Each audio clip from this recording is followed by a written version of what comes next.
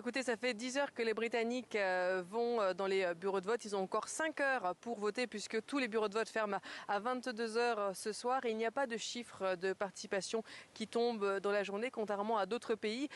Donc, ce sur quoi on met la dent, finalement, pour passer cette journée électorale, c'est les images des chefs de parti qui vont voter. Keir Starmer a voté, Rishi Sunak, le Premier ministre sortant aussi, a voté dans sa circonscription dans le Yorkshire, toujours avec leur conjoint.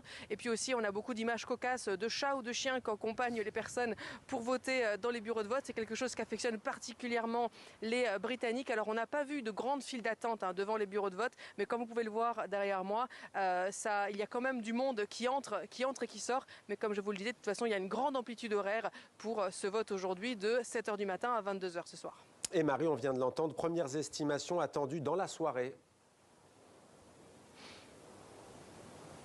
Oui, alors 22 heures, quand les bureaux de vote ferment, c'est là qu'on aura les premières estimations. Normalement, elles sont vraiment fiables. C'est vraiment des sondages à la sortie des urnes.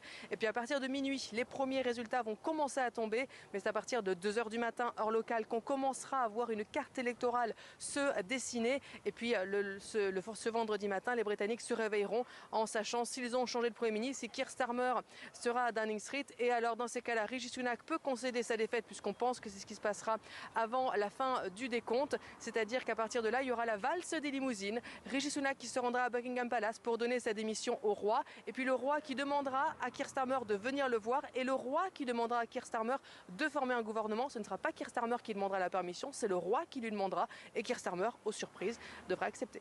Marie Billon en direct de Londres pour TV5 Monde.